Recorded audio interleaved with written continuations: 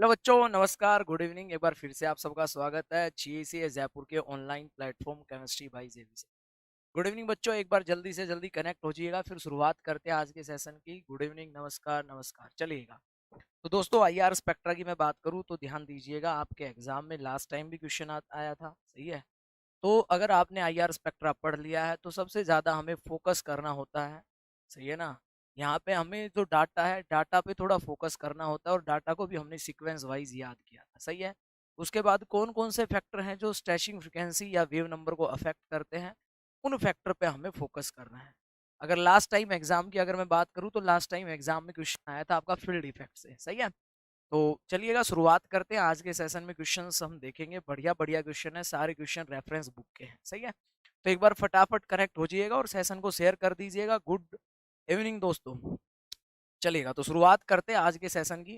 पहला क्वेश्चन आपकी स्क्रीन के ऊपर है, आराम से पढ़ लीजिएगा, सही है ना। क्वेश्चन जो भी है दोस्तों सारे रेफरेंस बुक के हैं। और ऑर्गेनिक में देखो, पिछली बार अगर नेट के एग्जाम की बात करें तो उसने एसिड बेस केमिस्ट्री का क्वेश्चन जेरी मार से पूछा था, और IR का क्वेश्चन भी वही से पूछा गया था।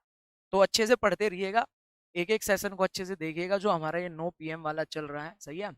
चलिएगा, कह रहा था CO stretching frequency band for the compound observed at क्लेडन का ये सवाल है, बता दीजिएगा।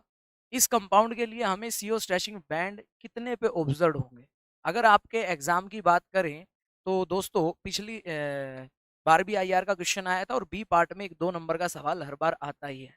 पढ़ लीजिएगा फिर अपना जवाब दे दीजिएगा। आपके सामने कंपाउंड दिया हुआ है, उसमें कह रहा है इस कंपाउंड के लिए हमें CO बैंड जो है वो कितने पे ऑब्जर्व होगा। 4 ऑप्शन आपके सामने, अच्छे से एक बार पढ़ लीजिएगा। चलिएगा, what will be the correct answer. ध्यान से पढ़िएगा सवाल को। कोई भी क्वेश्चन होगा यार दोस्तों, वो आपसे गलती करवाने के लिए ही पूछेगा, बिल्कुल ध्यान से। आपके सामने 4 ऑप्शन दिए हुए हैं, आराम से पढ़ लीजिएगा। What will be the correct answer. आपसे कह रहा है कि बताइएगा इस कंपाउंड में जो CO बैंड है वो हमारे पास किस वैल्यू पे ऑब्जर्व होंगे। दे दीजिएगा what will be the correct answer, फिर बढ़ते हैं आगे। चलिएगा, कुछ बच्चे जवाब A कह रहे हैं, कुछ B भी कह रहे हैं, और अगर बात की जाए कुछ C भी कह रहे हैं।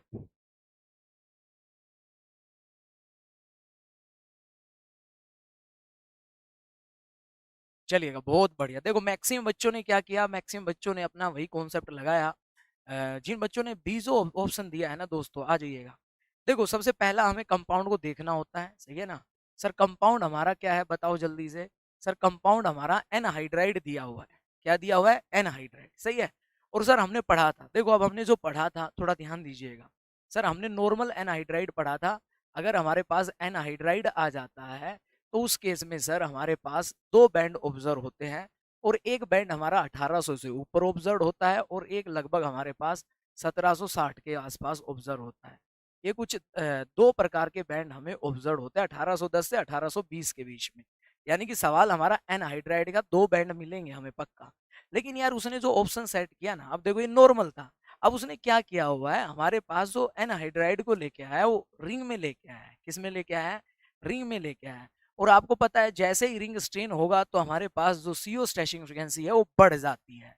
अब यहाँ पे जो नॉर्मल डाटा आप याद करके गए थे, सही है ना। पहली बात तो देखो, ये एस्टर के लिए आता है, ये ऑप्शन तो कट जाएगा। डी ऑप्शन तो बिल्कुल नहीं होगा, 1680 पे तो एनहाइड्राइड ऑब्जर्व होता ही नहीं है। हर बार क्वेश्चन में जब ऐसा नया क्वेश्चन बना के देता है तो कहीं ना कहीं आपको फंसाने की कोशिश करता है।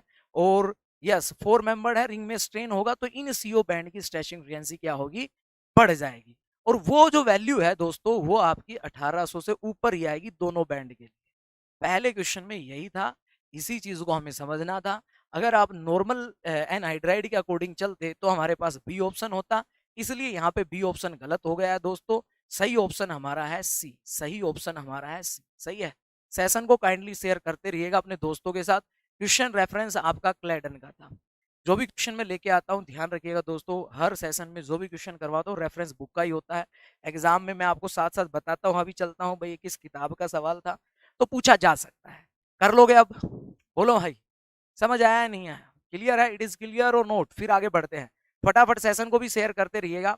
और IR स्पेक्ट्रा का हमने 2-3 दिन से हम सेशन शेड्यूल कर रहे थे, नहीं हो पा रहा था यार, आज आपका सेशन आया, फटाफट एक बार कनेक्ट हो जाइएगा।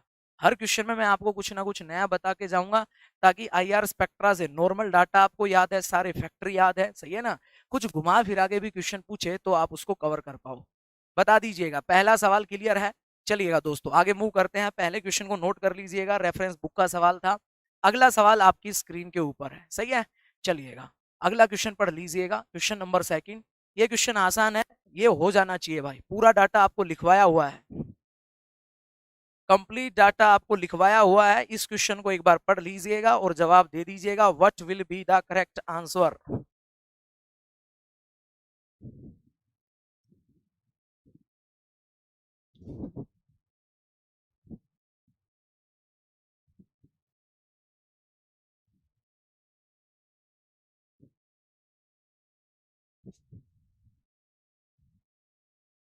जो भी क्वेश्चन हम डिस्कस करते हैं दोस्तों, हर क्वेश्चन सेशन में कुछ ना कुछ आपको सिखाने की कोशिश करता हूं, और आप गलतियां करने के लिए तैयार रहें, सही है ना। बता दीजिएगा what will be the correct answer, सही है ना। और देखो अगर आपको डाटा याद रहेगा तो फिर आपके क्वेश्चंस की जो प्रोबेबिलिटी है सही होने की वो बढ़ जाएगी, और अगर कहीं भी थोड़ी सी भी आपने गड़बड़ की, वहीं पे आपका आंसर गलत होने के चांस बढ़ जाएंगे। बता दीजिएगा, सेशन को शेयर जरूर करते रहो भाई साहब।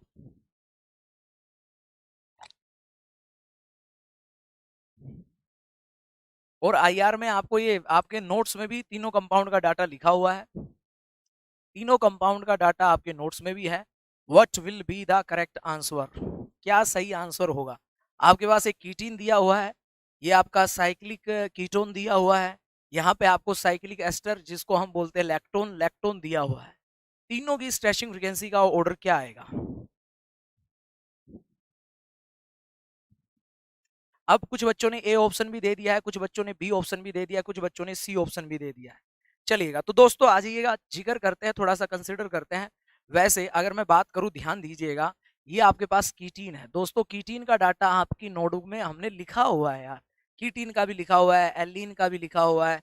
तो प्लीज उस डाटा पे जरूर आईआर में फोकस कीजिएगा। ये आपका है एस्टर, सही है। और एस्टर की अगर हम बात करें सर, ये हमारे पास 6 मेंबर की रिंग में तो नॉर्मल वैल्यू आती है हमारी इसकी, तो 1700 लगभग 45 के आसपास ही हमारे पास यहाँ पे वैल्यू ऑब्जर्व होगी। दूसरा आपको बताया था, जैसे जैसे हम साइक्लिक कीटोन की बात करते हैं, तो अगर 6 मेंबर की बात करते हैं तो सर ये हमारे पास नॉर्मल 1715 पे होता है। जैसे ही हम रिंग का साइज कम करने लगते हैं, 5 मेंबर जाएंगे तो सर वैल्यू और बढ़ जाएगी, लगभग 1740 के आसपास चला जाएगा। और जाएंगे तो सर ये और वैल्यू बढ़ जाएगी, 1780 के आसपास चला जाएगा। और यार जो 3 मेंबर का रिंग होता है, due to highly ring strain, आपको पता है इस वाले बॉन्ड में परसेंटेज एस करेक्टर क्या होगा, ज्यादा, तो इसकी जो वैल्यू है वो लगभग 1815 के आसपास आती है, 1815 के आसपास। तो इसलिए ये वाला जो कीटो ग्रुप का कार्बोनिल कंपाउंड है, इस वाले एस्टर से डोमिनेट कर जाता है, सही है ना। यस, तो A will be the correct answer. सबसे आगे आएगा कीटीन, ये हमारे पास 2140 पे ऑब्जर्व होता है, ये लिखवाया हुआ भी है, सही है ना। तो सबसे आगे आएगा second, then first, then third. समझे या नहीं समझे, सही है, क्लियर है। तो इसी तरीके से आपको कंपैरिजन करना पड़ेगा। नॉर्मल क्वेश्चंस अगर पेपर में आया दोस्तों, नॉर्मल क्वेश्चन जो भी आईआर पढ़ के जाएगा वो सही करते हैं, सही है ना। दिक्कत कहाँ होती है, या तो कहीं किसी रेफरेंस बुक से कोई क्वेश्चन कोई नया इफेक्ट ले आता है, सही है ना, सही है, कुछ एक्सेप्शनल केस आ जाते हैं, वहां दिक्कत होती है। और ये जो सेशन हमारे चल रहे हैं, ऐसी चीजों के लिए चल रहे हैं, आपको टॉपिक को और एक्सपेंड करे, आपके दिमाग में आप और ज्यादा सोचे। चलिएगा, अब जिनका भी गलत हुआ था तो बिल्कुल, अब मान लो जिनको ये वाली वैल्यू याद नहीं है, सही है ना, देखो यार में वैल्यू याद होनी जरूरी है दोस्तों, और याद करने का आपको तरीका, याद करने की सीक्वेंस भी आपको सिखाई हुई है, तो उन चीजों में गलती नहीं करनी है हमें, सही है ना। चलिएगा आगे मूव करते हैं, अगले क्वेश्चन की तरफ मूव करते हैं, क्वेश्चन नंबर थर्ड लीजिएगा। ऐसे भी एग्जाम में कई बार क्वेश्चन पूछे गए हैं यार, आप सेशन को प्लीज शेयर करते रहिएगा यार, हर क्वेश्चन बढ़िया है और हर क्वेश्चन रेफरेंस बुक का ही है। बताइएगा, दो कंपाउंड आपके सामने दे रखे हैं, बिल्कुल आराम से एनालाइज आपको करना है। कह रहा था IR band observe for the compound A and B respectively, A और बी कंपाउंड के लिए हमें जो बैंड मिलेंगे वो बताइएगा कौन सा डाटा सही होगा। 4 ऑप्शन आपके सामने है, आराम से पढ़िएगा क्वेश्चन को, और अगर ऑप्शन ज्यादातर तो आप क्या करोगे, ऑप्शन काटते हुए चलोगे, सही है। तो यार देखो, कोई भी एग्जाम हो, किसी भी एग्जाम में क्वेश्चन किसी भी टॉपिक से बढ़िया पूछा जा सकता है, जैसे आरयू एमएससी एंट्रेंस में जो आपका आईआर स्पेक्ट्रा का क्वेश्चन था वो बढ़िया क्वेश्चन था, सही है ना। और आईआर से जो आरपीएससी की प्रिपरेशन कर रहे हैं दोस्तों, आपके एग्जाम में भी एक सवाल आईआर का हर बार आता ही है, एक सवाल आपको मिलेगा ही, एक सवाल आपको मिलेगा ही।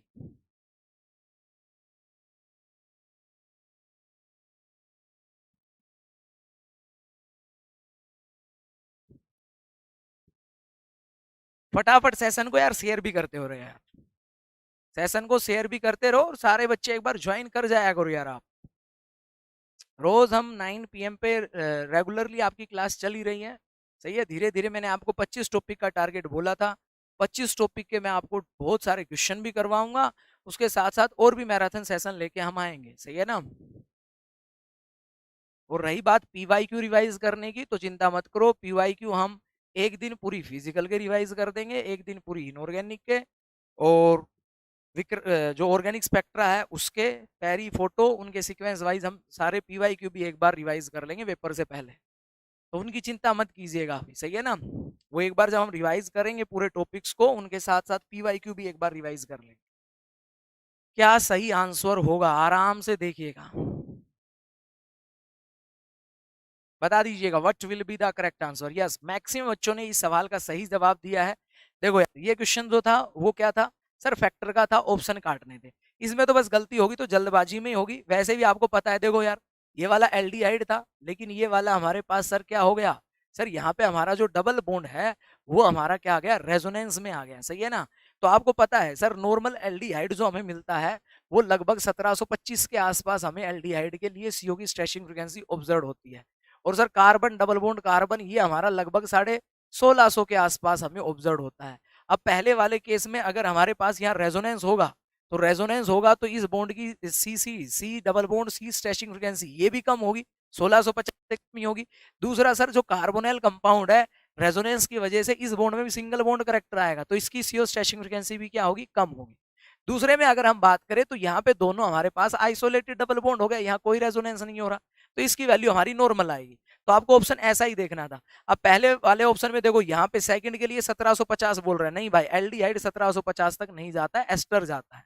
अगर दूसरे ऑप्शन में चले तो दूसरे ऑप्शन में इस एल्डिहाइड के लिए देखो, रेस्पेक्टिव वर्ड पे फोकस कीजिएगा, 1730 नहीं भाई, 1730 नहीं होगी ये तो 1725 से कम ही हो जाएगी, तो ये ऑप्शन भी कट गया। और अगर हम बात करें, देखो डी ऑप्शन की बात करें, डी में भी यहाँ पे भी 1725 दे रहा है, यहाँ पे भी 1725 दे रहा है, तो ऐसा तो संभव है नहीं। और डी तो वैसे भी कट जाएगा, 1710, ये एल्कीन का डबल बॉन्ड 1700 के आसपास नहीं जाता है, ये 1650 के अराउंड आता है, समझा नहीं समझे। तो इस तरीके से आपको एग्जाम में क्वेश्चन सोल्व करने, या C will be the correct answer, C आपका सही हो जाएगा। कर लोगे, बोलो, समझा नहीं समझे।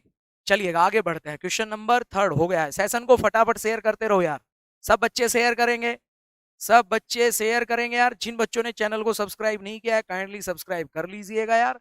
आ जाओ, अगला सवाल बहुत बढ़िया सवाल, एकदम जबरदस्त, एकदम जबरदस्त सवाल है भाई साहब, एकदम जबरदस्त बढ़िया क्वेश्चन है। और इवन ये जो सवाल है, इसमें एक सवाल और भी मैं आपको बताऊंगा, 2 सवाल हैं, सही है ना, 2 सवाल है, आप बताइएगा। पहले तो आईआर के अकॉर्डिंग बताइएगा, आईआर के अकॉर्डिंग बताइएगा, इस कंपाउंड में हमें सीओ स्ट्रेचिंग फ्रीक्वेंसी कितने पे ऑब्जर्व होगी। रेफरेंस बुक का ही सवाल है दोस्तों, सही है, क्लेडन का ही सवाल है, बता दीजिएगा।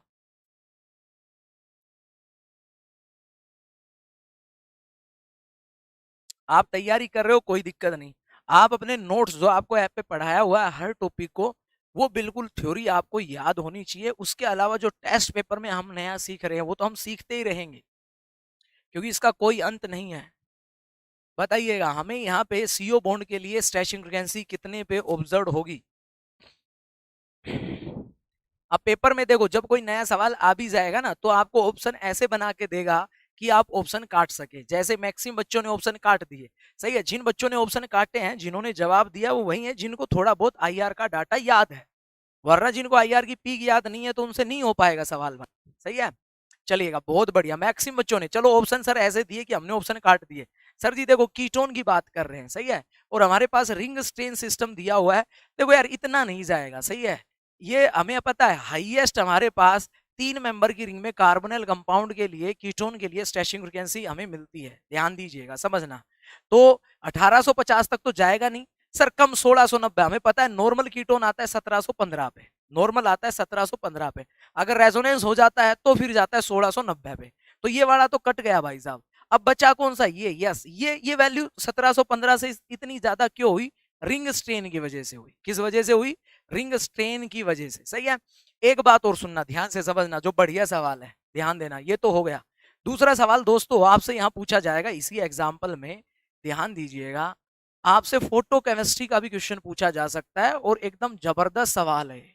फोटो केमिस्ट्री का भी सवाल आपसे यहां से इस एग्जाम्पल से पूछा जा सकता है। आपसे कहेगा बताओ भाई साहब, जब हम इसमें एचम्यू डालेंगे तो हमारे पास पहले तो ये पता होना चाहिए प्रोडक्ट क्या बनेगा और रिएक्शन कौन सी होगी, बता दीजिएगा। अगर आपने फोटो केमिस्ट्री पढ़ी हुई है तो दोस्तों एक बार बता दीजिएगा प्रोडक्ट क्या बनेगा, यहाँ पे जल्दी से जल्दी चैट बॉक्स में कमेंट कर दीजिएगा भाई। What will be the product formed here, किस प्रकार का प्रोडक्ट यहाँ पे बनेगा।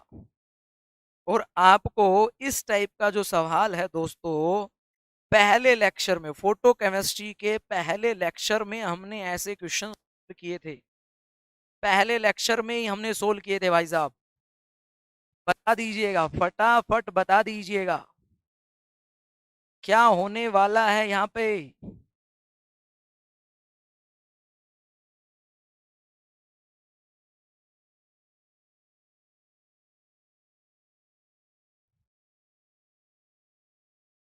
क्या होने वाला है, बहुत बढ़िया, नोरिस टाइप रिएक्शन की बात कर रहे हैं, बताइएगा। यस, नोरिस टाइप फर्स्ट होगी, बहुत बढ़िया बहुत बढ़िया। देखो यार सुनो ध्यान से दोस्तों, इस एग्जाम्पल में हमारे पास 2 प्रकार के प्रोडक्ट बन जाएंगे। अब जो प्रोडक्ट बनेंगे वो भी देख लीजिएगा, बना देता हूं। यस, डीकार्बोक्सिलेशन होगा यहाँ पे हमारे पास, यानी कि ये हमारे पास सीओ एलिमिनेट होगा, यहाँ पे रेडिकल बनेगा, यहाँ पे रेडिकल बनेगा, ये आपस में जुड़ जाएंगे, सही है। तो हमारे पास जो प्रोडक्ट बनता है वो कुछ इस तरीके का प्रोडक्ट बन जाएगा, ये आपस में जोड़ दिए, ये आपस में जोड़ दिए, इस तरीके से बन जाएगा। और इस हर ग्रुप के साथ एक टर्सरी ग्रुप लगा हुआ है, ये हमारे पास प्रोडक्ट बनेगा। और ध्यान दीजिएगा, एक प्रोडक्ट ये हमें मिलता है, दूसरा ये जो बनता है ना, ये भी हमारा क्या करता है, ये भी हमारा इसमें भी चेंज हो जाता है। तो ध्यान रखिएगा आपसे, ये यहाँ पे टर्सरी ब्यूटाइल ग्रुप, यहाँ पे टर्सरी ब्यूटाइल ग्रुप, तो 2 प्रकार के प्रोडक्ट हमें यहाँ ऑब्जर्व होते हैं। तो पेपर में आप में से इसमें से कोई भी एक ऑप्शन देते आप टिक कर देना, कर लोगे। रेफरेंस क्लेडन का ही क्वेश्चन है भाई साहब, ये भी क्लेडन का ही सवाल है, कर लोगे दोस्तों, ध्यान रखिए। तो फोटो केमिस्ट्री से भी बढ़िया क्वेश्चन पूछा जा सकता है, आईआर डाटा का था, लेकिन अगर फोटो से आ जाए तो नोरिस फर्स्ट टाइप रिएक्शन हो जाएगी, सीओ यहां से चला जाएगा, चलेगा। यस, अल्फा क्लीवेज होगा, कर लोगे। चलिएगा दोस्तों, क्वेश्चन नंबर 5 बताइएगा, कह रहा है आपसे क्वेश्चन नंबर 5 में, the highest wave number observed for the bond, किस बॉन्ड के लिए हमारे पास, इनमें से किस बॉन्ड के लिए हमें हाईएस्ट वेव नंबर ऑब्जर्व होगा। फटाफट यार सेशन को जरूर शेयर करते रहो यार, सही है ना, शेयरिंग जरूर करते रहो यार, थोड़ा सा मोटिवेट करते रहो चैनल को भी और मुझे भी, सही है ना। तभी मैं आपके लिए और अच्छे क्वेश्चंस और एफर्ट लगा के लेके आऊंगा। अब यही आप आओगे ही नहीं तो फिर तो क्या ही मजा है यार, फिर तो कोई फायदा ही नहीं है, फिर तो पढ़ते रहो जो आपने पढ़ रखा है। ऐप वाले बच्चे टेस्ट पेपर देते रहो ऐप के ऊपर, उनका सॉल्यूशन आपका अपलोड होता रहेगा, सही है ना। 15 अगस्त के बाद जो भी टेस्ट पेपर बचे हुए हैं उनका सॉल्यूशन अपलोड हो जाएगा। बताइएगा question number 5, the highest wave number observed for the bond, इस बॉन्ड के लिए हमें हाईएस्ट वेव नंबर किस बॉन्ड के लिए हमें मिलेगा, यहाँ पे कर लोगे, समझ गए। हाँ देखो यार, ऐसे सवाल को जल्दबाजी में बिल्कुल गलत नहीं करना है, सर हमने पढ़ा हुआ है, यस यस यस। देखो यहाँ पे सी ट्रिपल बॉन्ड आ गया, लेकिन हमें पता है सीओ में स्ट्रेचिंग फ्रीक्वेंसी कितने पे आती है, सर ये आती है 2143 के आसपास। कार्बोनेल की कितने के आसपास आती है, 1700 के आसपास। सर ये कितने पे आती है, तो हमारी 600 के आसपास ही आती है, सही है ना, लेस देन 580 540 इतनी आती है। सी एच सर जी ये अराउंड आ चली जाती है 3000 के आसपास। तो याद रखिएगा, समझ गए ना, कभी आप सोचो बॉन्ड ऑर्डर के अकॉर्डिंग उड़ा दोगे, सही है ना। जैसे अजय पाल केमिस्ट्री ने कह दिया है सर ये ऑप्शन होगा, अजय पाल आई आर पढ़ो भाई, सही है ना, हल्के मत लो आई आर को, गलत है, ए गलत है।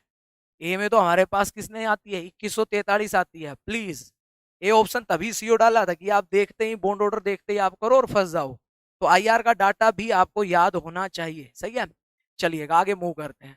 क्वेश्चन भाई साहब लाजवाब क्वेश्चन है, आराम से पढ़िएगा। अगला क्वेश्चन नंबर 6, ये तो पक्का यार, ये सवाल मुझे विश्वास है, सही है ना, क्लेडन का ये सवाल है और पक्की बात है यार दोस्तों, क्वेश्चन आपके एग्जाम में श्योर है इस तरीके का क्वेश्चन आपसे पूछा जाए, सही है, आईआर स्पेक्ट्रा से।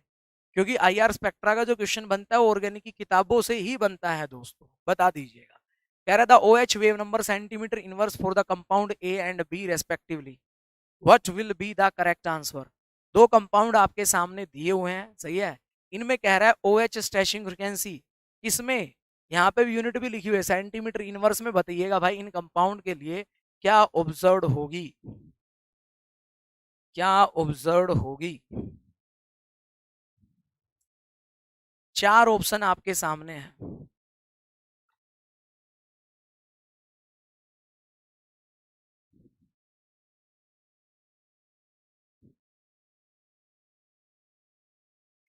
बढ़िया क्वेश्चन है भाई साहब, पक्का एग्जाम में चिपकेगा आईआर से कभी ना कभी भाई।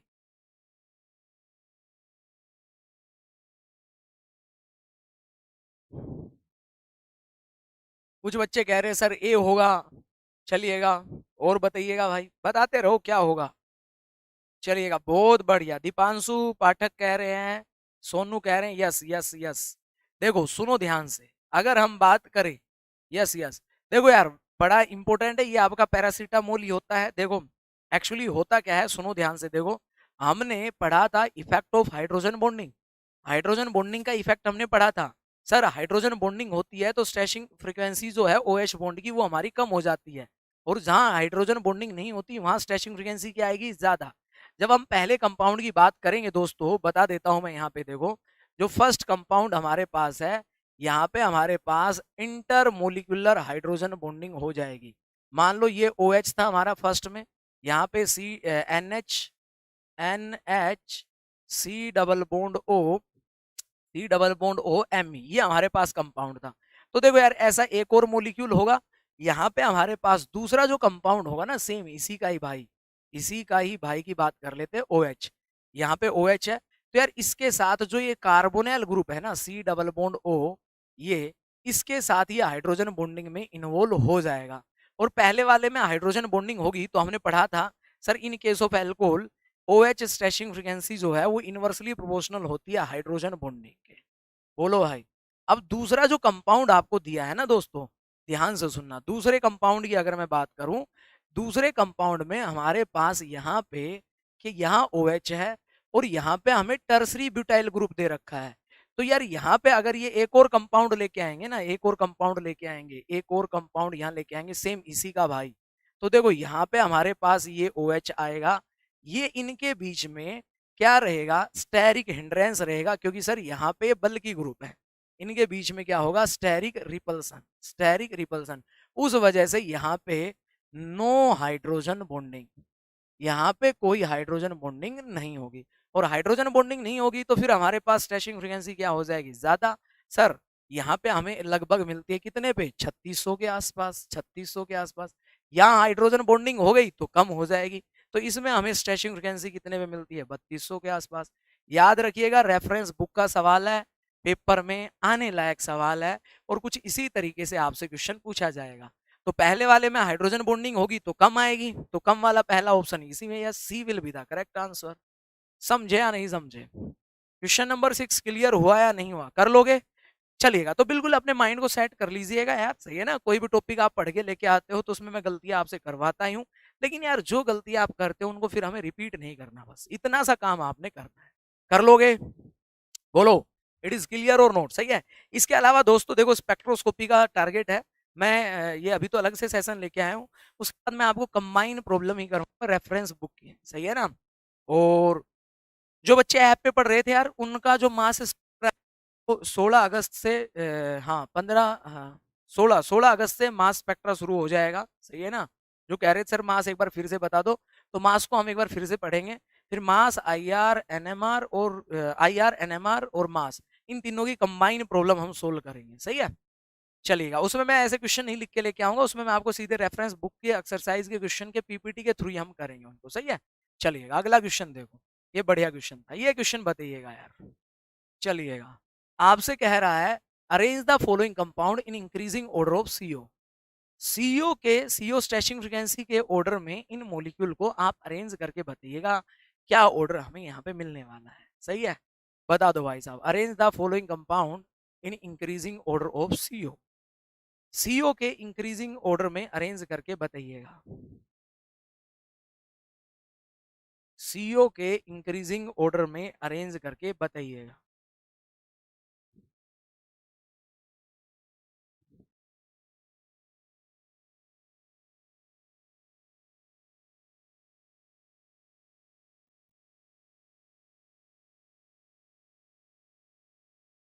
What will be the correct answer, क्या सही आंसर होगा।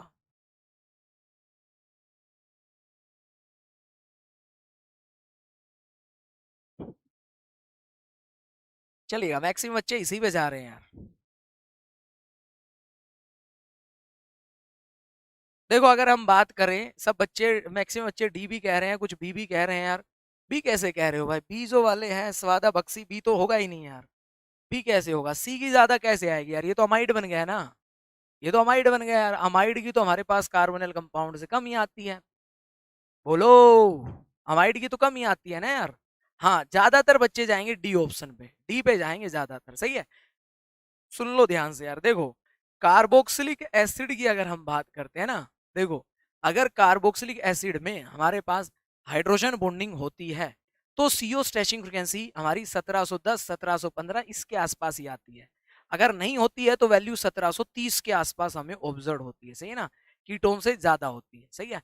और किसी क्वेश्चन में अगर कंपैरिजन करना आ भी जाए, ध्यान दीजिएगा, कंपैरिजन करना आ भी जाए, इस तरीके का क्वेश्चन आपको दे दे, सही है, तो यार इस जगह हमें यही कंसिडर करके चलना पड़ेगा। अगर हम यहाँ पे बनाएं, देखो मैं डाटा की बात करता हूँ, सही है।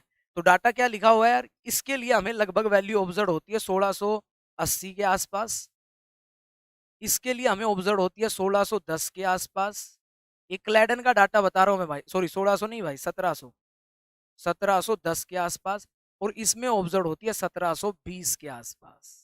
लिख लीजिएगा इन तीनों कंपाउंड का data, as per IR data जो हमें ऑब्जर्व होता है वो ये वैल्यू ऑब्जर्व होती है तीनों कंपाउंड के लिए, सही है ना।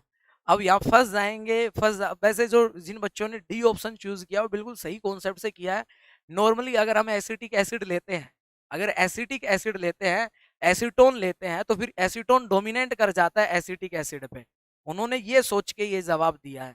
लेकिन ध्यान रहिएगा भाई साहब, जब रेफरेंस उठा के डाल देता है तो आप कितना ही जोर लगा लो, जवाब आपका फिर आपको नेगेटिव करने ही पड़ जाते हैं। तो the correct order will be A B C, correct order will be A B C, A B C, सही है। डाटा भी मैंने लिख दिया है, प्लीज नोट कर लीजिएगा।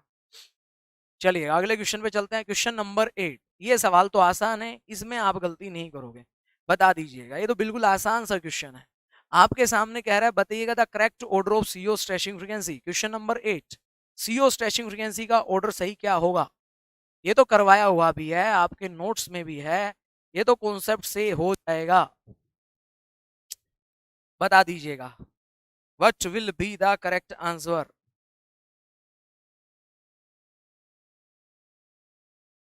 हाँ, ये भी कह सकते हो एल्कोहल ग्रुप के कारण, ये भी आप कह सकते हो एल्कोहल ग्रुप, यार एल्कोहल ओएच की वजह से नहीं, ओएच की वजह से नहीं, वैसे भी तो अमाइड तो कम ही आता है यार, अमाइड तो कम ही आता है यार।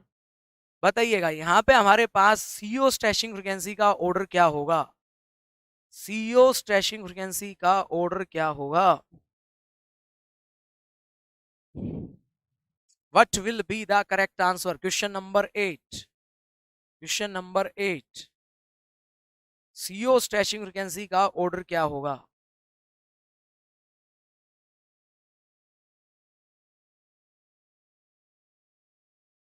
बताओ भाई फटाफट बताइएगा, what will be the correct order of CO stretching frequency.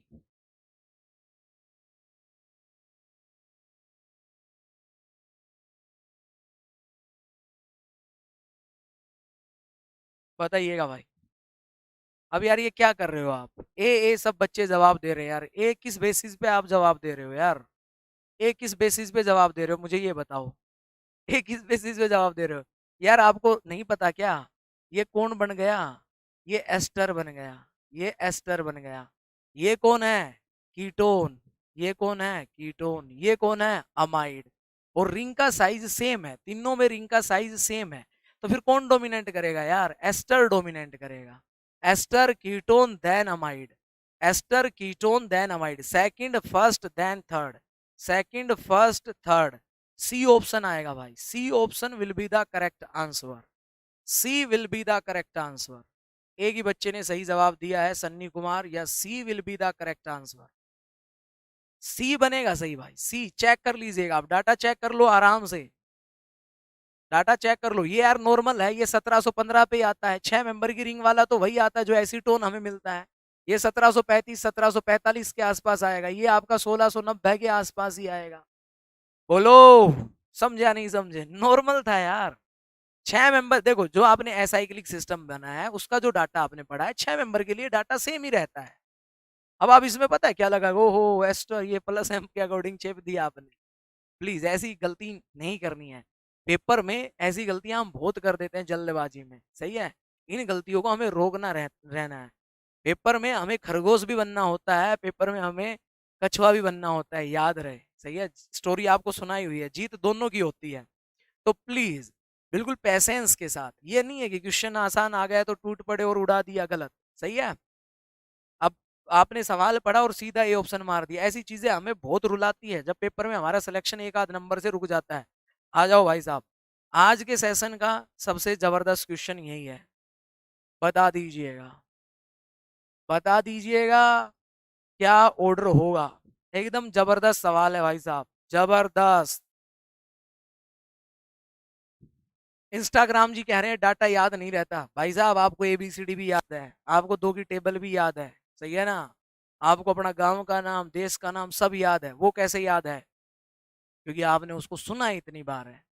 IR data को आप 50 बार पढ़ लीजिएगा, 10 बार लिख देख लीजिएगा, उसके बाद मेरे को बताना कि डाटा याद नहीं रहता। कैसे याद नहीं रहता यार?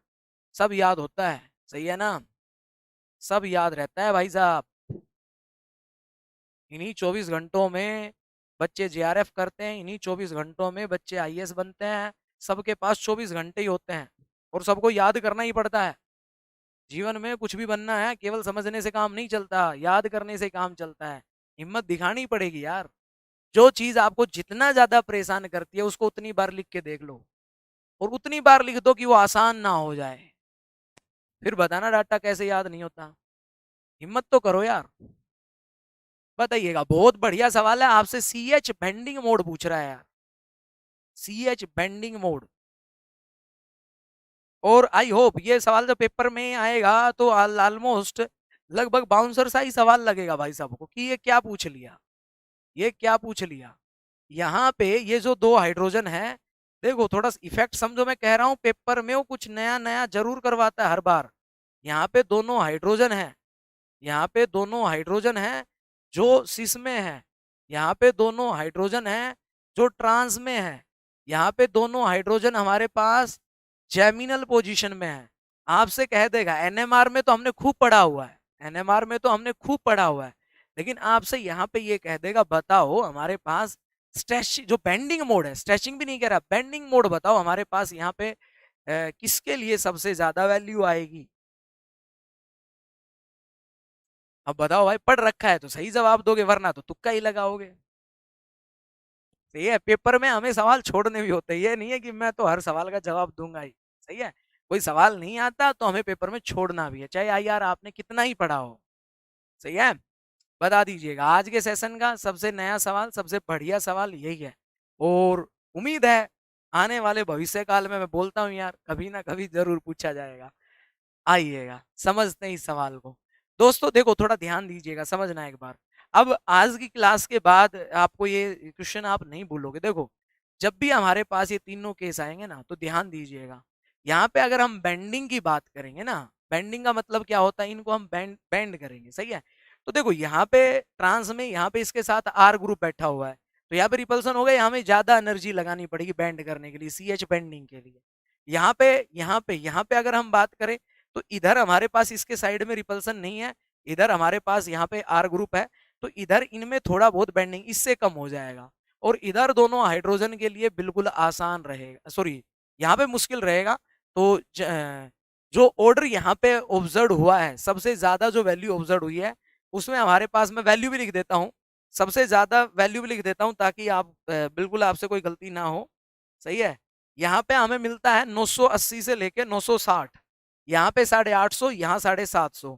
तो सबसे आगे याद रखिएगा, जब भी ऐसा केस आ जाए सी एच बेंडिंग में सबसे आगे आएगा ट्रांस, देन आएगा जेमिनल, और सबसे पीछे जाएगा सिस।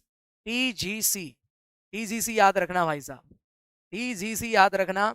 सही है, याद रखिएगा, रेफरेंस बुक का ही सवाल है ये, सही है ना।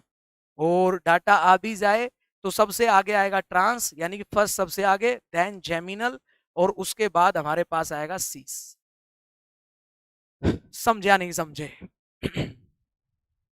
बहुत बढ़िया। पार सर कह रहे हैं असली खेला जेबी सर खेल रहे हैं। भाई इसमें खेला क्या खेल रहे हैं यार, बस क्योंकि देखो यार आई आर छोटा सा टॉपिक है, सही है, और मैं भी चाहता हूँ कि जो छोटे छोटे टॉपिक है ना उनमें तो हम कुछ छोड़े ही ना रेफरेंस बुक का, कि सवाल आए ना तो देखा हुआ ही आए। सही है, तो इसलिए जब भी ये क्वेश्चंस हम करते हैं तो प्लीज इन क्वेश्चंस को थोड़ा सीरियसली लीजिएगा, आपका टॉपिक बढ़िया होगा। सही है, और यार सवाल कोई भी हो देखो पूछे जरूर जाते हैं, जब हम रेफरेंस बुक से क्वेश्चंस और बिल्कुल लाइन लगा के मैं लगा हुआ हूँ। और इनऑर्गेनिक में तो अगर आपने यूट्यूब के क्वेश्चन सेशन देख लिए ना, फिर आप हाउस क्राफ्ट पढ़ोगे, मिसलर टार्क पढ़ोगे, आप एटकिंस पढ़ोगे, कहीं पे भी आपको लगे ना पढ़ते हो यार ये इंपॉर्टेंट चीज है, वो ऑलरेडी हमारे इन सवालों में आ चुकी है। सही है, इनऑर्गेनिक की मैं बात कर रहा हूँ। और अब जो भी टॉपिक लेके आएंगे उसको इसी सीक्वेंस वाइज ही चलेंगे ताकि आपको क्वेश्चन पेपर में मिले। आ जाओ, ये तो क्वेश्चन आसान सा है यार, इस क्वेश्चन में कोई दिक्कत नहीं होनी चाहिए। बता दो, आपसे कह रहा है, बताइएगा, आपसे कह रहा है आई आर बैंड ऑब्जर्व हुआ में 2900 के आसपास, तो बताइएगा इनमें से कौन सा मोलिक्यूल होगा, कौन सा मोलिक्यूल होगा, बताइएगा। What will be the correct answer? देखो आज के सेशन में एक पिछले वाला क्वेश्चन था वो इंपॉर्टेंट था, एक हाइड्रोजन बॉन्डिंग वाला करवाया वो भी इंपॉर्टेंट था, और ये क्वेश्चंस तो आप कर जाओगे यार, इसमें कोई ज्यादा दिक्कत नहीं होनी चाहिए। दिक्कत पता है क्या हो जाएगी? दिक्कत जब हो जाएगी जब इनके नाम लिख के दे देगा, दिक्कत तब हो जाएगी जब इनके नाम लिख के दे देगा। बता दीजिएगा, 2900 कह रहा है, 2900। तो यार पहले तो आपको ये भी सोचना पड़ेगा, 2900 हम ये हमारे पास, याद करो आप, अगर आप पढ़ के आए हो तो आप तुरंत आपका दिमाग क्लिक करेगा, अगर आप पढ़ के आए हो तो भाई साहब फिर आप गलती नहीं करोगे।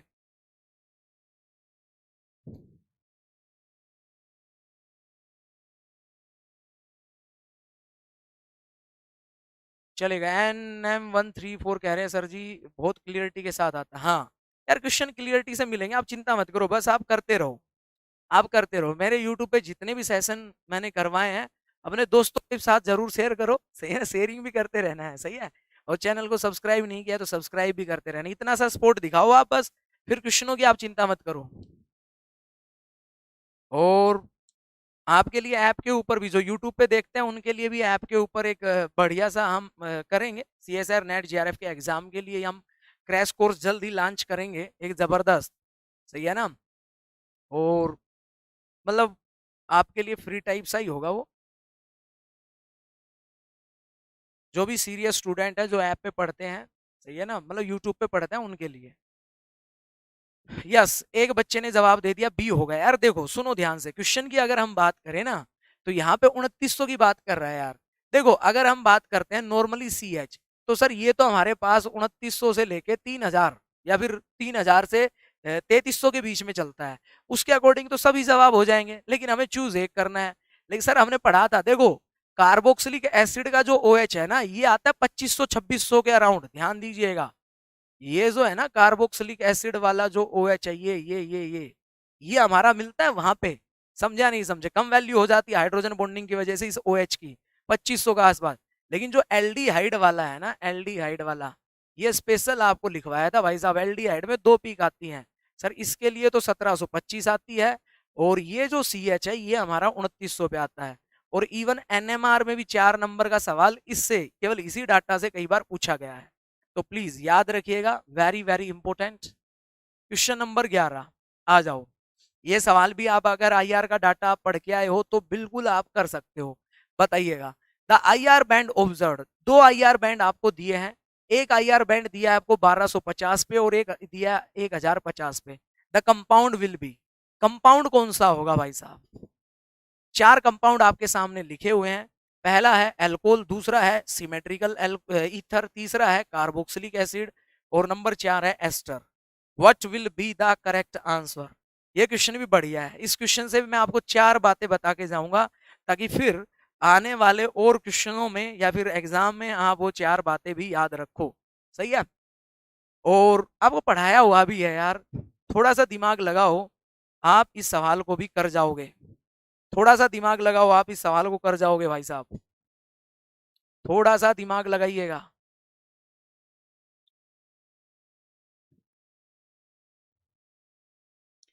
देखो दोस्तों, अगर आपने अच्छे से पढ़ा हुआ है आईआर को तो इस सवाल को आप गलत नहीं कर सकते। और मैक्सिमम बच्चों ने इस सवाल में गलती कर दी है, सब बी ऑप्शन पे गए हुए हैं। तो दोस्तों याद करो, आपको साफ साफ लिखवाया था, विजय सोनी भी कह रहे हैं सर इथर होगा। दोस्तों मैंने आपको साफ साफ लिखवाया था, जब हम सिमेट्रिकल इथर बनाते हैं ना, सिमेट्रिकल इथर, मान लो आपने ये बनाया यार, देखो अब सुन लो ध्यान से, जब हम सिमेट्रिकल इथर हम बनाते हैं तो दोस्तों वहां पे हमें केवल एक ही बैंड मिलता है, एक ही बैंड मिलता है। तो यहाँ पे जाओगे ना तो हमें एक ही बैंड मिलता है, लगभग 1100 या 1050 के आसपास। याद रखिएगा, एक बैंड मिलेगा। दूसरा, आप एल्कोहल बनाओगे तो एल्कोहल में भी हमारे पास CH3O, क्योंकि ये जो रेंज दी है ना, ये रेंज हमारे पास CO बॉन्ड की लगभग हमें ये डाटा मिलता है CO बॉन्ड के रेस्पेक्टिवली। एल्कोहल में भी सर जी हमारे पास क्या है, ये देखो एक ही CO बॉन्ड है। तो इसमें भी ये वैल्यू भी हमें लगभग कितने के आसपास मिलती है, 1050 सेंटीमीटर के आसपास ही हमें मिलती है। तीसरा ऑप्शन आपका था कार्बोक्सिलिक एसिड। यार कार्बोक्सिलिक एसिड की अगर हम बात करें ना तो सर कार्बोक्सिलिक एसिड में भी हमें मिलती है वैल्यू। ध्यान देना, मान लो मैंने ये बनाया, देखो भाई बोर्ड पे देखो, बोर्ड पे देखो, यहाँ पे सर CO बॉन्ड है, सर यहाँ पे ये मेसोमेरिक इफेक्ट लगाएगा, इसमें बॉन्ड में पार्शियली डबल बॉन्ड करेक्टर आता है, तो इस वाले के लिए जो स्ट्रेचिंग फ्रीक्वेंसी है ना वो थोड़ी सी बढ़ जाती है, ये हमें मिलता है 1250 पे। ध्यान रखिएगा भाई साहब, वेरी वेरी इंपॉर्टेंट बात। सिमेट्रिकल इथर में 1050, एल्कोहल में CO बॉन्ड था वो भी 1050 के आसपास आता है। एसिड वाले में वैल्यू थोड़ी बढ़ गई। अब देखो यार, एस्टर की जब मैं बात करूंगा ना दोस्तों, किसकी बात करूंगा, एस्टर की, तो यार एस्टर में क्या होगा, ध्यान से देखो, हमारे पास यार एस्टर आप ऐसे बनाओगे तो देखो यहाँ पे CO बॉन्ड एक ये भी है और एक ये भी है, तो एक तो इसके लिए डाटा मिलेगा हमें कितने पे, 1050 पे, और दूसरा देखो यार यहाँ पे ये वाला सर इधर रेजोनेंस करेगा, यस, इस वाले के लिए मिलेगा, ये कितने मिलेगा, 1250 पे। समझे या नहीं समझे? अब बच्चे जो होंगे ना वो बिल्कुल टूट पड़ेंगे किस पे, कि ऐसा हमने इथर में पढ़ा हुआ है भाई, इतनी वैल्यू तो इथर में आती है, एस्टर में ना, एस्टर में तो भाई 1735 आती है CO की, ये हमने पढ़ी हुई है, वही मार खा जाएंगे। और खा गए आप मार, आप सबने बी चूज किया, इथर लगाया आप सबने। बताओ जल्दी से, गलती समझ आई या नहीं आई, बताओ जल्दी से, सवाल समझ आया या नहीं आया? थोड़ा सा अपने माइंड को और एक्सपेंड कीजिएगा तभी तो बात बनेगी।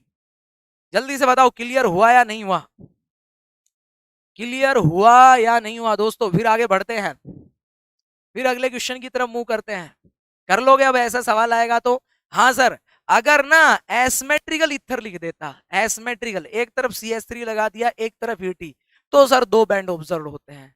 ये आपके नोट्स में भी है बच्चों, नोट्स में भी है। गलती समझ आई या नहीं आई, गलती समझ आई या नहीं आई, ये बताओ यार। क्लियर है, कर लोगे? अब गलती नहीं होनी चाहिए भाई साहब, अब गलती नहीं होनी चाहिए। सही है, चलिएगा आगे मूव करते हैं दोस्तों, अगले क्वेश्चन पे आ जाइएगा। देखो अब थोड़ा सा मैंने नेमिंग का भी चलिएगा, चलिए अब देखो नेमिंग का मैंने थोड़ा सा क्वेश्चन डाला है, क्योंकि यार देखो अगर आप स्पेक्ट्रा पढ़ रहे हो ना, थोड़ा सा यार नेमिंग पे और ध्यान देना।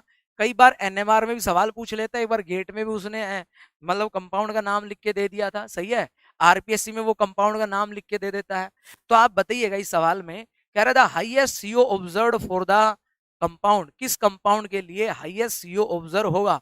तो पहले आप एक बार इनका सबका स्ट्रक्चर बना के देखोगे। फटाफट बताओ भाई साहब, फटाफट बताओ, सही है ना। और देखो यार, आईयूपीएससी नेमिंग में कोई ज्यादा नहीं, अपना थोड़ा सा 11 12 का थोड़ा नॉर्मल आप एक बार पढ़ लेना।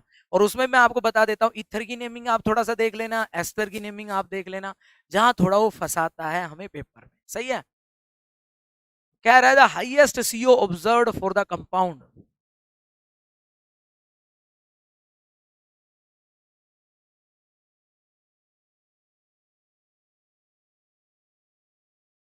हाईएस्ट सीओ स्ट्रेचिंग फ्रीक्वेंसी हमें किस कंपाउंड के लिए मिलेगी।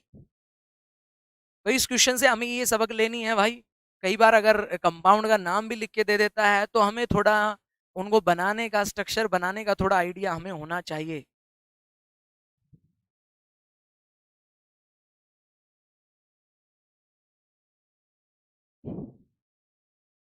What will be the correct answer, फिर आगे मूव करते हैं यार, फिर आगे मूव करते हैं।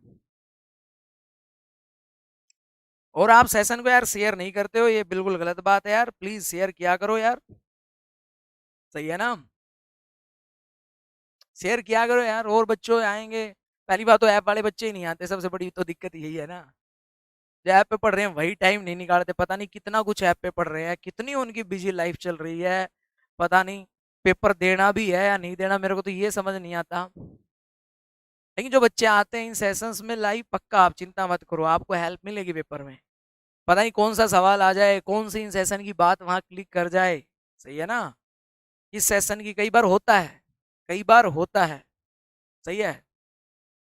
और मैं अपनी तैयारी कर रहा था तो उस टाइम देखो, हम उस टाइम तो खैर इतना ऑनलाइन हम जैसे क्लास में बैठते थे, तो हमारा एक साथी था, वो हर बार क्लास में कुछ ना कुछ सवाल पूछता था मेरे से, सही है।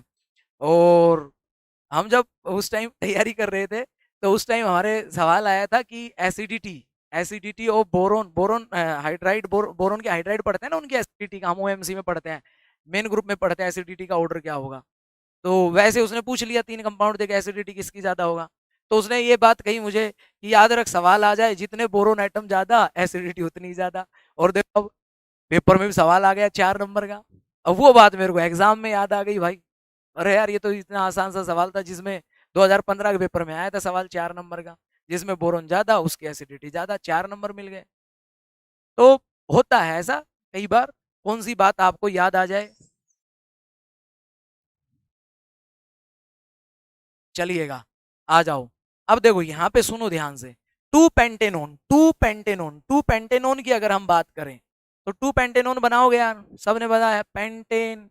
भाई 2 पोजीशन पे क्या बना दोगे, कीटो ग्रुप लगा दोगे, CH2 5 कार्बन पूरे कर दो, टू पेंटेनोन बन गया। N N di methyl propane, propane amide. तो दोस्तों हमारे पास क्या है, हमारे पास प्रोपेनमाइड है। और यहाँ पे देखो एन एन नाइट्रोजन के ऊपर 2 मिथाइल ग्रुप लगाए हुए हैं, ये हमारा बी बन गया। तीसरे में कह रहा है टू साइक्लोहेक्सिनोन, टू साइक्लोहेक्सिनोन, यानी कि हमारे पास साइक्लोहेक्सिन है और ये हमारे पास डबल बॉन्ड हो, ये बन गया। मिथाइल विनाइल कीटोन, कीटोन बनाया, एक तरफ मिथाइल ग्रुप एक तरफ विनाइल ग्रुप, ये बना दिया, ये है। तो देखो दोस्तों, यहाँ पे अगर हम सीओ स्ट्रेचिंग फ्रीक्वेंसी की बात करें, तो ये 1715 पे होता है नॉर्मल। सर रेजोनेंस होगा, पक्की बात है 1700 से कम आ जाएगा। इधर भी रेजोनेंस होगा सर, ये भी 1715 से कम आएगा। इधर सर अमाइड जो है वो हमारा कीटो ग्रुप से कम होता ही है, तो ज्यादा किसकी होगी, कीटोन की। तो सही आंसर हमारे पास क्या आएगा, what will be the correct answer, A will be the correct answer, A will be the correct answer. समझे या नहीं समझे।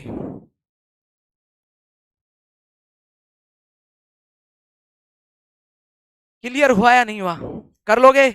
चलिएगा आगे मूव करते हैं, क्वेश्चन नंबर 13 आ जाइएगा। एक और सवाल, बहुत बढ़िया सवाल है दोस्तों। और ये भी मान के चलो यार, ये जो सवाल है ना, ये भी रेफरेंस बुक का ही है, ऑर्गेनिक का किताब की क्वेश्चन है। सुनो ध्यान से, और क्वेश्चन को एक बार आराम से पढ़िएगा, क्या कहना चाह रहा है आपसे, आराम से पढ़ लीजिएगा। क्वेश्चन की स्टेटमेंट को पढ़िएगा। कह रहा है which of the following compound has a vibration that is infrared inactive. In compound में बताइएगा, इनमें से कौन सा कंपाउंड है जिनमें एक वाइब्रेशन है जो हमारा आईआर इनएक्टिव है। ये बढ़िया क्वेश्चन है, ये बढ़िया क्वेश्चन है भाई।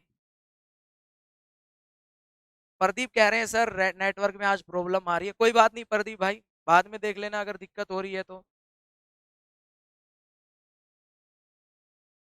ये क्वेश्चन आपको भाई साहब किसी पीवाईक्यू किसी टेस्ट में नहीं मिलेगा। सवाल एकदम लाजवाब है। और एक ऑप्शन और बता देता हूं भाई साहब, एक ऑप्शन और बना दूं, बना देता हूं, ई नन। एक ऑप्शन और बना दिया मैंने, नन। नन ऑप्शन भी बना दिया है मैंने।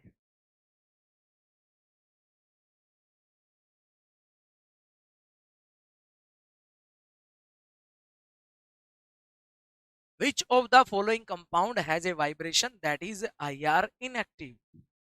वन ब्यूटीन दिया हुआ है, दूसरा कह रहा है टू ब्यूटाइन, तीसरा कह रहा है two three di methyl two butene, number D पे है two three di methyl two heptene. कौन सा वाइब्रेशन है इसमें से बताओ, कौन सा मॉलिक्यूल है जिसमें एक वाइब्रेशन हमारा इनएक्टिव है?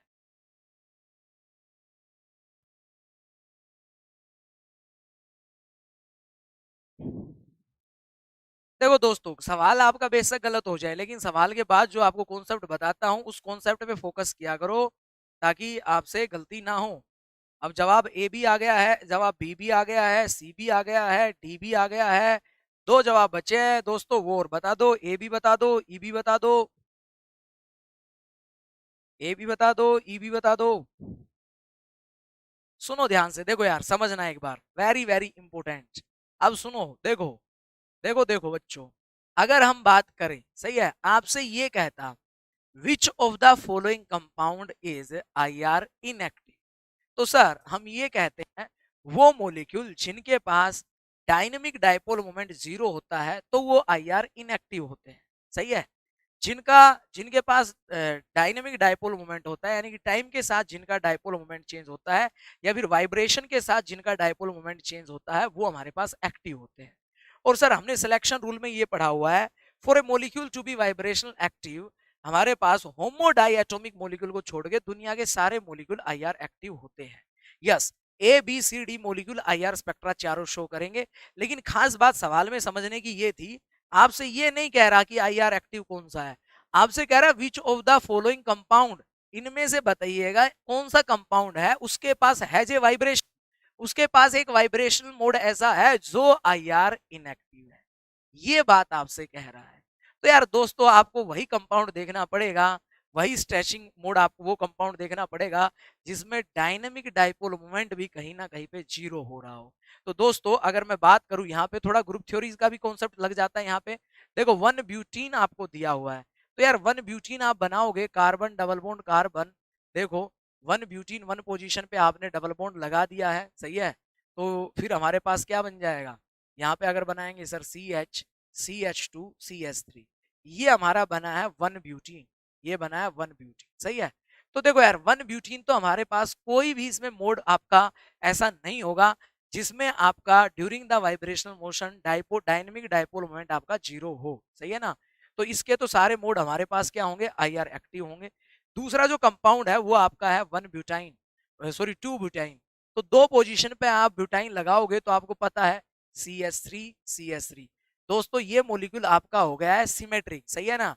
और इस वाले में ये जो मोड है ना, ये वाला सिमेट्रिक स्ट्रेचिंग मोड जो है, सिमेट्रिक स्ट्रेचिंग मोड, इस वाले में क्या होगा, हमारा जो डायनेमिक डायपोल मोमेंट है, यानी कि वाइब्रेशन के साथ चेंज इन डायपोल मोमेंट है, वो भी हमारा क्या होगा, 0, वो भी क्या होगा, 0। तो इसलिए इस मॉलिक्यूल में तो हमें कोई आईआर एक्टिव इनएक्टिव मोड नहीं मिलेगा, इसमें हमें आईआर एक्टिव मोड मिलेगा। उसके अलावा अगला एग्जांपल देखो, थर्ड वाला two three die methyl tube butene, two three die methyl tube butene, तो देखो यहाँ पे CH3 ग्रुप लगा रखा है, सही है ना, टू थ्री डाई मिथाइल, यहाँ पे CH3 लगा रखा है और ब्यूटीन है, तो ये बन गया। अब फिर से ये भी हमारे पास, तो इसमें भी जो CC बॉन्ड वाला सिमेट्रिक स्ट्रेच होगा ना, CC वाला, इसमें डायनेमिक डायपोल मोमेंट जो है वो भी हमारा क्या हो जाएगा, 0। तो इसमें हमें एक वाइब्रेशनल मोड मिलेगा। यानी कि सर ऐसा मॉलिक्यूल मैं देखूंगा जिस मॉलिक्यूल में कहीं ना कहीं परमानेंट डायपोल मोमेंट 0 बन रहा हो, तो उसमें एक मोड ऐसा आपको जरूर मिल जाएगा जो कि आपका आईआर इनएक्टिव होगा। तो ये दोनों आपके पास बन जाएंगे। हालांकि two three di methyl two heptene है, तो हेप्टीन में यार हमारे पास कार्बन एटम बढ़ जाएंगे ना। देखो भाई 2 है, 2 पोजीशन पे डबल बॉन्ड है, सही है, CH3। 2 3 हेप्टीन है, तो हेप्टीन के लिए हमें कितने बनाने पड़ेंगे, 1 2 3 4 5 6 7 ये बनेंगे भाई। अब 2 3 डाई मिथाइल, यहाँ भी CH3, यहाँ भी CH3। अब इसमें भी आपके पास ऐसा कोई वाइब्रेशन स्ट्रेच करोगे तो कुछ ना कुछ तो चेंज होगा ही। तो ये दो सिमेट्रिकल मॉलिक्यूल थे जिनमें एक वाइब्रेशन ऐसा प्रेजेंट है जो आपका IR इनएक्टिव है। समझे या नहीं समझे, बोलो, समझे या नहीं समझे, समझ आया या नहीं आया। प्लीज ऐसा सवाल आए तो बिल्कुल स्ट्रक्चर बना के देख लेना। आज के सेशन का ये भी जबरदस्त सवाल था। सही आंसर हमारा क्या हो जाएगा, what will be the correct answer sir. एक तो ये और एक हमारे पास ये, एक ये एक ये, यानी कि B and C, B and C, B and C. कर लोगे, बोलो भाई, बताइएगा क्लियर हुआ या नहीं हुआ। चलिएगा, याद रखिएगा यार, बना के देख लेना अगर ऐसा सवाल आ जाता है तो। चलिएगा, ये क्वेश्चन भी बढ़िया था। अगला क्वेश्चन तो बिल्कुल आसान है, क्वेश्चन नंबर 14 बता दीजिएगा। Question number 14, what will be the correct answer. ये तो बिल्कुल आसान है यार, इसको तो आप उड़ा दोगे, उड़ा दोगे। बताओ जल्दी से। आपसे कह रहा है the CO highest for the compound, किस कंपाउंड के लिए सीओ स्ट्रेचिंग फ्रीक्वेंसी सबसे ज्यादा आएगी, फटाफट बताइएगा। क्वेश्चन नंबर 14, किस कंपाउंड के लिए सीओ स्ट्रेचिंग फ्रीक्वेंसी सबसे ज्यादा आएगी। फिर आगे मूव करते हैं भाई, फिर आगे मूव करते हैं। किस कंपाउंड के लिए सीओ स्ट्रेचिंग फ्रीक्वेंसी सबसे ज्यादा आएगी। देखो आईआर में दोस्तों अब आपने करना क्या है, आराम से जो भी डाटा लिखा हुआ है आपके नोट्स जो है उनको अच्छे से पढ़ना है, सही है। दूसरा आप किताब पढ़ना चाहें तो विलियम कैम्प भी पढ़ सकते हैं। दूसरा आप भाविया भी पढ़ सकते हैं। और उसके साथ साथ कोई भी ऑर्गेनिक किताब जो हो जिसमें आईआर हो उसमें भी आप क्वेश्चन प्रैक्टिस कर सकते हैं। लेकिन जो आपके नोट्स हैं, जो आपके टेस्ट हैं, उन पे अच्छे से फोकस कीजिएगा।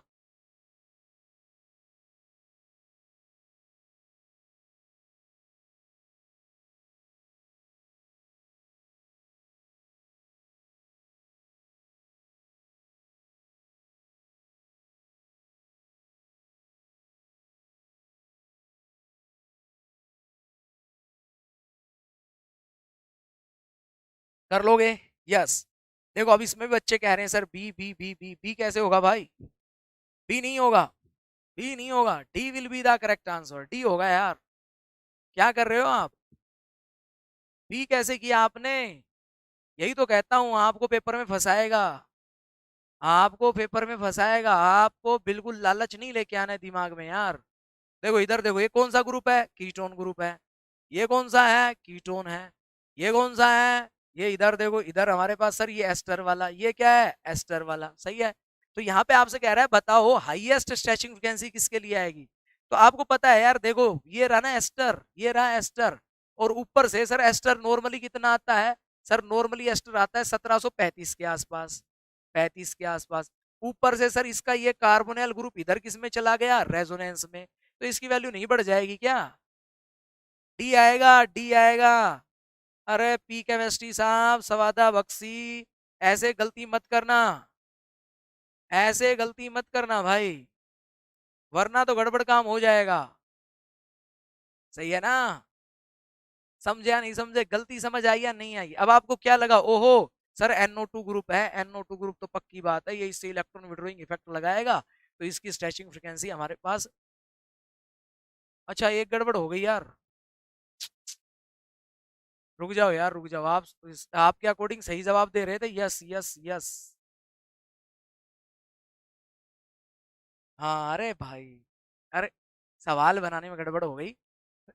सही था आपका जवाब, सही था भाई जो आपने जवाब दिया, हाँ। या CH3 कर लो, अब तो सही करोगे आप, या CH3 कर लो यार, ये कीटो ग्रुप था, सही है ना। वो क्वेश्चन बनाने में थोड़ी सी हो गई, यहाँ ऑक्सीजन लग गया।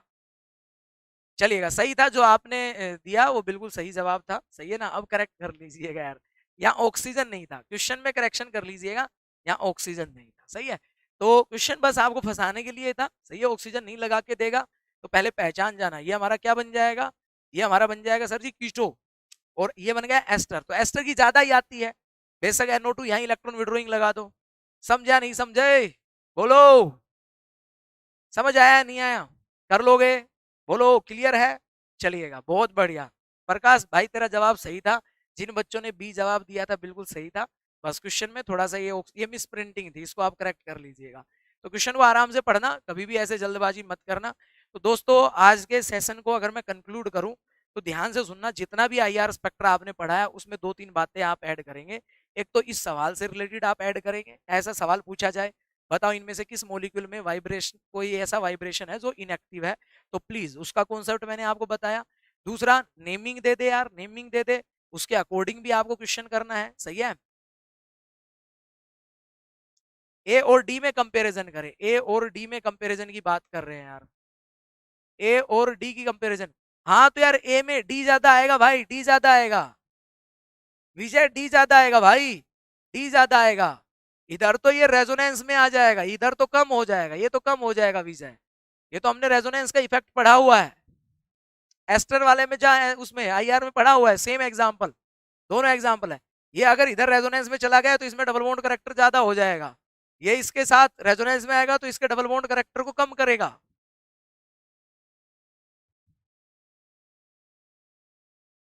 विजय ये तो बिल्कुल आसान था, सही है। उसके अलावा मैंने एक और सवाल, ऐसे अल्कोहल वाला आ जाए, एल्डिहाइड वाला आ जाए, ये कॉन्सेप्ट आपको बताया एक मैंने, सही है। तो प्लीज याद रखिएगा। अरे डी के बारे में क्या बताना है यार, डी ऑप्शन के बारे में क्या बताना है?